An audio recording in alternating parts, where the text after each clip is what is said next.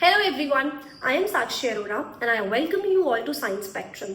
And today we are going to take the chapter 1 of Paula Bruce forward. So in the last class we talked about the structure of atom.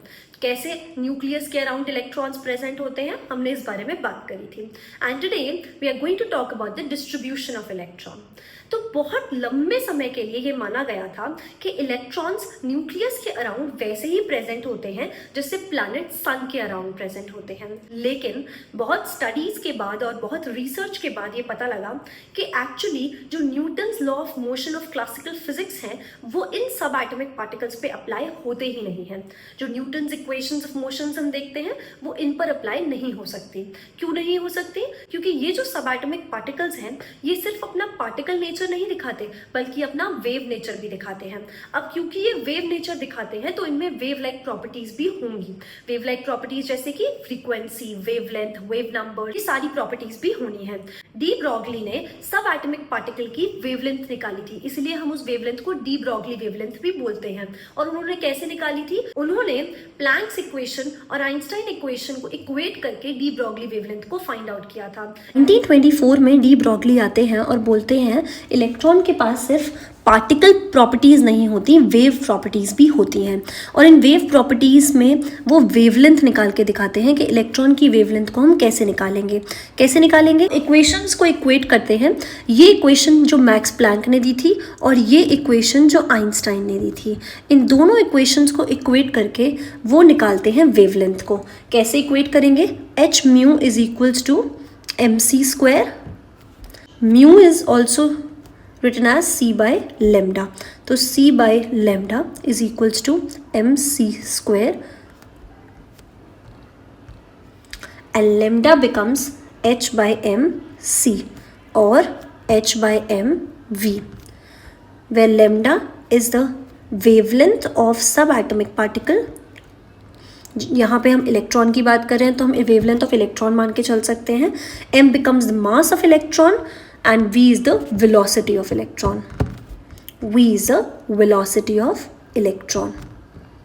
ये lambda is equals to h by mv में जो हमारा lambda हो गया वो हो गया de Broglie wavelength. And the field of science where we actually study about the wave-like properties of subatomic particles is known as quantum mechanics. और quantum mechanics के महानायक हैं एर्विन श्रोडिंगर. श्रोडिंगर जिन्होंने ये बताया था कि न्यूक्लियस के अराउंड एटम में कोसेंट्रिक शेल्स प्रेजेंट रहते हैं. कोसेंट्रिक शेल्स का मतलब वो सारे शेल्स जिनका सेम सेंटर हो. एर्विन श्रोडिंगर ने बोला था कि न्यूक्लियस के अराउंड प्रेजेंट होते हैं कोसेंट्रिक शेल्स और उन शेल्स में प्रेजेंट होते हैं सब शेल्स और सब शेल्स में प्रेजेंट होते हैं एटॉमिक ऑर्बिटल्स. अगर मैं बात करती हूँ फर्स्ट शेल की तो फर्स्ट शेल में प्रेजेंट होता है सिर्फ एक ही सब शेल जिसका नाम है s. अगर मैं बात करती हूँ सेकेंड शेल की तो सेकेंड शेल में दो सब शेल्स प्रेजेंट होते हैं s एंड p. अगर मैं बात करती हूँ थर्ड शेल की तो थर्ड शेल में प्रेजेंट होते हैं तीन सब shells s, p and d. और अगर मैं बात करूँ फोर्थ शेल की तो उसमें प्रेजेंट होते हैं चार सब shells s, p, d and f. अब बात करते हैं एक एक सब शेल की. s सब शेल को अगर लेते हैं तो s सब शेल में सिर्फ एक ही एटॉमिक ऑर्बिटल होता है. शेप होती है इसकी स्फेरिकल और इसमें मैक्सिमम दो ही इलेक्ट्रॉन्स आ सकते हैं. मैक्सिमम ऑक्यूपेंसी जो s ऑर्बिटल में हो सकती है वो कितनी होगी? 2 इलेक्ट्रॉन्स की. करते हैं p सब शेल की. तो p सब शेल के विदिन 3 एटॉमिक ऑर्बिटल्स आते हैं px, py एंड pz. आप जिस तरीके से जिस डायरेक्शन में जो एक्सिस कंसिडर कर रहे हैं उसके हिसाब से आपके px, py, pz की शेप होगी. मेरा x एक्सिस है इस डायरेक्शन में, y एक्सिस है इस डायरेक्शन में और z एक्सिस है इस डायरेक्शन में. px, py और pz इन तीनों की एनर्जी सेम होती है और क्योंकि इन तीनों की एनर्जी सेम होती है इसलिए इनको डीजेनरेट एटॉमिक ऑर्बिटल्स भी बोलते हैं. और सिंप्लीफिकेशन के लिए हम इसको ऐसे भी डिनोट कर सकते हैं. And with in each atomic orbital मतलब px, py, pz इन तीनों में इंडिविजुअली 2-2 इलेक्ट्रॉन्स आ सकते हैं. तो जो total number of electrons p subshell में आ सकते हैं वो होंगे 6. ओके डी सब शेल की, तो इसके पास 5 डीजेनरेट एटॉमिक ऑर्बिटल्स होते हैं। 5 वो एटॉमिक ऑर्बिटल्स जिनकी एनर्जी सेम है। इनको हम सिंप्लीफिकेशन के लिए इस तरीके से रिप्रेजेंट कर सकते हैं, एक ऑर्बिटल में हमारे पास मैक्सिमम 2 इलेक्ट्रॉन्स आ सकते हैं, तो डी सब शेल में हमारे पास मैक्सिमम 10 इलेक्ट्रॉन्स पॉसिबली आ सकते हैं। एफ सब शेल में 7 डीजेनरेट एटॉमिक ऑर्बिटल्स होते हैं, मतलब 7 ऐसे एटॉमिक ऑर्बिटल्स जिनकी एनर्जी सेम होती है। For simplification we represented like this. अब एक में एटॉमिक ऑर्बिटल में 2 इलेक्ट्रॉन्स मैक्सिमम आ सकते हैं, तो हमारे एफ सब शेल में पॉसिबली मैक्सिमम जो इलेक्ट्रॉन्स आ सकते हैं वो होंगे 14 इलेक्ट्रॉन्स। एस की शेप होती है स्फेरिकल और इसमें मैक्सिमम 2 इलेक्ट्रॉन्स आ सकते हैं, तो पी के पास होते हैं पी एक्स, पी वाई और पी जेड, और इसीलिए इसमें मैक्सिमम 6 इलेक्ट्रॉन्स आ सकते हैं डी सब शेल। और डी के पास होते हैं 5 डीजेनरेट ऑर्बिटल्स, इसीलिए इसमें मैक्सिमम 10 इलेक्ट्रॉन्स आ सकते हैं। और अगर अब बात करें हम एफ सब शेल की, तो एफ में होते हैं 7 डीजेनरेट ऑर्बिटल्स और इसीलिए इसमें मैक्सिमम 14 इलेक्ट्रॉन्स आ सकते हैं। हमने इलेक्ट्रॉन्स की बात कर ली, लेकिन अब हमें बात करनी है कि ये इलेक्ट्रॉन्स इन ऑर्बिटल्स में प्रेजेंट कैसे होंगे, एक्चुअली इलेक्ट्रॉनिक कॉन्फ़िगरेशन दिखेगा कैसा। तो इलेक्ट्रॉनिक कॉन्फ़िगरेशन को निकालने के लिए हमें 3 रूल्स या 3 प्रिंसिपल्स के बारे में बात करनी होगी। पहला है हमारा एफबाउ प्रिंसिपल। एफबाउ प्रिंसिपल बोलता है कि सबसे पहले लोअर एनर्जी ऑर्बिटल को फिल किया जाता है। सबसे पहला प्रिंसिपल वो होता है हमारा एफबाउ प्रिंसिपल। एफबाउ का मतलब जर्मन में होता है building up of the electronic configuration of elements. अगर एफबाउ प्रिंसिपल की बात करें तो इट सेज कि हमें जो इलेक्ट्रॉन्स फिल करने होते हैं वो पहले लोअर एनर्जी ऑर्बिटल्स में करने होते हैं और उसके बाद हमें हायर एनर्जी में जाना होता है। मतलब जब तक लोअर एनर्जी ऑर्बिटल्स में इलेक्ट्रॉन्स ना आ जाएं तब तक हम हायर एनर्जी ऑर्बिटल्स को फिल नहीं कर सकते। अब लोअर एनर्जी और हायर एनर्जी कैसे होंगे, वो कैसे डिसाइड करेंगे? तो basically the shell that is closest to the nucleus, जो शेल न्यूक्लियस के सबसे पास होगा, जो हमने फर्स्ट बोला था because it is closest to the nucleus, तो इसमें प्रेजेंट होने वाला सब शेल या orbital have the lowest energy. और जैसे जैसे हम फर्स्ट से सेकंड पे जाएंगे तो एनर्जी बढ़ेगी, सेकंड से थर्ड पे जाएंगे तो एनर्जी बढ़ेगी, इसी तरीके से एनर्जी बढ़ जाएगी। एस की एनर्जी सबसे कम होती है, फिर पी की होती है, फिर डी की होती है और फिर एफ की होती है। तो इसी वजह से 1s की एनर्जी सबसे कम होगी, फिर 2s की आएगी, फिर 2p की आएगी, फिर 3s की आएगी, फिर 3p की आएगी, फिर 3d की आएगी एंड सो ऑन। तो इसीलिए पहले 1s को फिल करेंगे, फिर 2s को, फिर 2p को, फिर 3s को, फिर 3p को, फिर 3d को। 1s में हमें पता है मैक्सिमम 2 इलेक्ट्रॉन्स आ सकते हैं, सेम विद 2s, इसमें भी मैक्सिमम 2। 2p में हमें पता है कि मैक्सिमम 6 इलेक्ट्रॉन्स आ सकते हैं, क्योंकि 2p एग्जैक्टली कैसा लगेगा, इसमें 3 ऑर्बिटल्स हैं जो कि सेम एनर्जी के हैं। अब इन तीनों को मिलाकर हमारे पास टोटल यहाँ पे 6 इलेक्ट्रॉन्स आ सकते हैं। और अगर हम बात करें d की, तो d में टोटल 10 इलेक्ट्रॉन्स आ सकते हैं। Next rule is poly exclusion principle. अगर पॉली एक्सक्लूजन प्रिंसिपल की बात करें तो वो बोलता है कि किसी भी ऑर्बिटल में मैक्सिमम 2 ही इलेक्ट्रॉन प्रेजेंट रह सकते हैं, लेकिन वो इस कंडीशन पे कि उन दोनों इलेक्ट्रॉन की जो स्पिन होनी चाहिए वो ऑपोजिट होनी चाहिए। बहुत देर से मैं इलेक्ट्रॉन्स को ऐसे ऐसे रिप्रेजेंट कर रही हूँ, क्यों? क्योंकि मैं ये दिखाना चाह रही हूँ कि ये इलेक्ट्रॉन अगर क्लॉकवाइज स्पिन कर रहा है तो ये दूसरा वाला इलेक्ट्रॉन एंटी क्लॉकवाइज स्पिन करेगा, मतलब दोनों की स्पिन एक दूसरे से ऑपोजिट होगी। 2 सिमिलर स्पिन के इलेक्ट्रॉन्स एक साथ नहीं रह सकते। एक इलेक्ट्रॉन की स्पिन +½ है तो दूसरे की स्पिन -½ होगी। यही 2 ऑपोजिट स्पिन के इलेक्ट्रॉन्स एक साथ एक ऑर्बिटल में रह पाएंगे। अब हम आते हैं Hund's rule of maximum multiplicity पे। तो Hund's rule of maximum multiplicity बोलता है कि जब भी हमारे पास डीजेनरेट ऑर्बिटल्स होते हैं, फॉर एग्जांपल p में, p सब शेल में हमारे पास 3 ऑर्बिटल्स हैं, तीनों की एनर्जी सेम है, px, py, pz।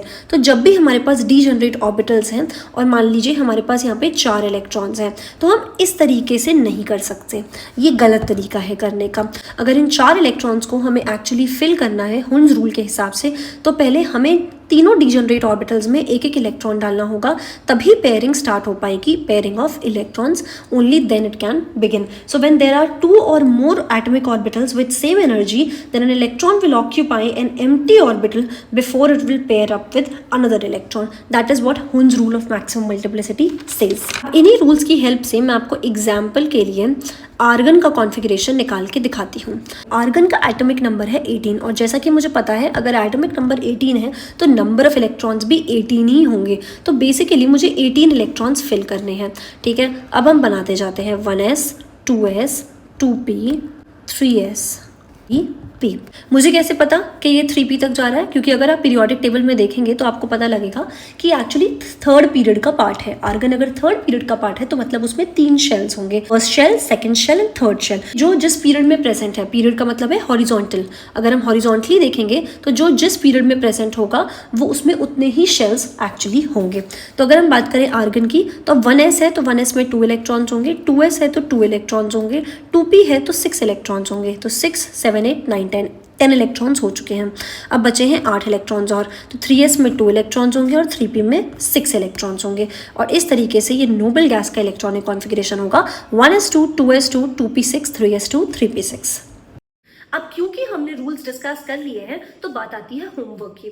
आपका होमवर्क ये है कि आपको हाइड्रोजन से लेकर नियोन तक के एलिमेंट्स का इलेक्ट्रॉनिक कॉन्फ़िगरेशन डिटरमाइन करना है और आपको आंसर्स देने हैं कमेंट्स में। Next comes our ground state configuration and excited state configuration. What is ground state configuration? जो इलेक्ट्रॉनिक कॉन्फ़िगरेशन आप डिटरमाइन करेंगे बेस्ड ऑन दीज 3 प्रिंसिपल्स, जहां पर हम एनर्जी का ध्यान रखेंगे, मैक्सिमम मल्टीप्लिसिटी का ध्यान रखेंगे और पॉली एक्सक्लूजन प्रिंसिपल का ध्यान रखेंगे, उसके ध्यान रख के हमें जो कॉन्फ़िगरेशन मिलेगा वो होगा हमारा ग्राउंड स्टेट इलेक्ट्रॉनिक कॉन्फ़िगरेशन। लेकिन अगर इलेक्ट्रॉन को कोई एनर्जी दी जाती है बाहर से और इलेक्ट्रॉन वो एनर्जी एब्जॉर्ब करके लोअर एनर्जी ऑर्बिटल से हायर एनर्जी ऑर्बिटल पे चला जाता है तो वैसे कॉन्फ़िगरेशन को हम बोलते हैं एक्साइटेड स्टेट कॉन्फ़िगरेशन। उसके बारे में हम आगे की क्लासेस में जरूर पढ़ेंगे। अब बात करते हैं कोर इलेक्ट्रॉन्स की और वैलेंस इलेक्ट्रॉन्स की। एग्जाम्पल से समझने की कोशिश करते हैं। एग्जाम्पल लेते हैं सोडियम का, जिसका एटॉमिक नंबर है 11। इसका कॉन्फ़िगरेशन होगा 1s2, 2s2, 2p6, 3s1। अगर इसकी बात करें तो इसका जो वैलेंस शेल है वो 3 कंसिडर किया जाएगा। क्यों? क्योंकि इसका जो लास्ट इलेक्ट्रॉन है वो 3 में है और 3 से पहले जितने भी इलेक्ट्रॉन्स थे इसके वो 1 में और 2 में थे। तो 1 और 2 में जितने भी इलेक्ट्रॉन्स होंगे वो इसके कोर होंगे, कोर इलेक्ट्रॉन्स, क्योंकि अब इसका नया शेल स्टार्ट हो गया है। तो जो भी इलेक्ट्रॉन्स इसके इस नए शेल में जाएंगे वो इसके वैलेंस इलेक्ट्रॉन्स, क्योंकि ये इसका वैलेंस शेल है तो वो इसके वैलेंस इलेक्ट्रॉन्स कहलाएंगे और बाकी हमारे हो जाते हैं कोर इलेक्ट्रॉन्स। और अब बताते हैं राज की बात। कोर इलेक्ट्रॉन्स कभी भी रिएक्शन से पार्टिसिपेट नहीं करते। कोर इलेक्ट्रॉन्स का कोई पार्टिसिपेशन नहीं होता। ये सिर्फ वैलेंस इलेक्ट्रॉन्स ही हैं जो पार्टिसिपेशन करते हैं। अब बात करते हैं why do atoms actually come together and form bonds. हर किसी को स्टेबिलिटी चाहिए। हमारे इस यूनिवर्स में हर कोई स्टेबिलिटी की तरफ भाग रहा है एंड सो डज एटम। हर एक एटम को भी स्टेबिलिटी चाहिए होती है और एटम स्टेबल तब होते हैं जब उनके पास कॉन्फ़िगरेशन नोबल गैस जैसा होता है। और अगर उनके पास कॉन्फ़िगरेशन नोबल गैस जैसा होगा तो वो इनर्ट हो जाएंगे और स्टेबल हो जाएंगे और फर्दर रिएक्ट नहीं करेंगे। तो हर एक एटम इसी खोज में है कि किस तरीके से वो अपने आप को नोबल गैस लाइक कॉन्फ़िगरेशन दे पाए और इसी चक्कर में वो एक दूसरे के पास आते हैं, बॉन्ड्स बनाते हैं ताकि वो इस कॉन्फ़िगरेशन को अचीव कर पाए। अब स्टेबिलिटी गेन 3 तरीकों से की जा सकती है, या तो इलेक्ट्रॉन्स को डोनेट करके, या इलेक्ट्रॉन्स को एक्सेप्ट करके, या इलेक्ट्रॉन्स को दूसरे एटम्स के साथ शेयर करके। या तो वो अपने इलेक्ट्रॉन्स को किसी और एटम को दे देंगे, या वो किसी और एटम से इलेक्ट्रॉन्स ले लेंगे, या फिर वो अपने इलेक्ट्रॉन्स किसी और के साथ शेयर कर देंगे। अगर वो इलेक्ट्रॉन को डोनेट करते हैं या गेन करते हैं तो वो आयनिक बॉन्ड्स बनाते हैं, लेकिन अगर वो इलेक्ट्रॉन्स को शेयर करते हैं जैसा हमने कार्बन के केस में पढ़ा तो वो कोवलेंट बॉन्ड्स बनाते हैं। करते हैं आयनिक बॉन्ड की और कोवलेंट बॉन्ड की। तो आयनिक बॉन्ड कब बनते हैं? जब इलेक्ट्रॉन्स का आदान प्रदान होता है। एग्जाम्पल के लिए हम देखेंगे सोडियम को। सोडियम का इलेक्ट्रॉनिक कॉन्फ़िगरेशन होगा 1s2, 2s2, 2p6, 3s1, क्योंकि इसका एटॉमिक नंबर है 11। अब इसमें अगर हम देखें तो ये जो है वो नोबल गैस, कौन सी नोबल गैस? नियोन का कॉन्फ़िगरेशन है। तो इसके पास ये एक ही इलेक्ट्रॉन एक्स्ट्रा है। अब सोडियम को यही लगेगा ना कि उसको नियोन का अगर कॉन्फ़िगरेशन चाहिए तो उसको ये अपने एस ऑर्बिटल का इलेक्ट्रॉन देना पड़ेगा ताकि उसके पास स्टेबल कॉन्फ़िगरेशन आ जाए। अब बात कर लेते हैं क्लोरीन की। क्लोरीन की अगर बात की जाए तो उसका इलेक्ट्रॉनिक कॉन्फ़िगरेशन है 1s2, 2s2, 2p6, 3s2, 3p5। अब क्योंकि इसके पास p में 5 इलेक्ट्रॉन्स हैं तो उसको एक और इलेक्ट्रॉन चाहिए और इसके पास आर्गन जैसा कॉन्फ़िगरेशन हो जाएगा।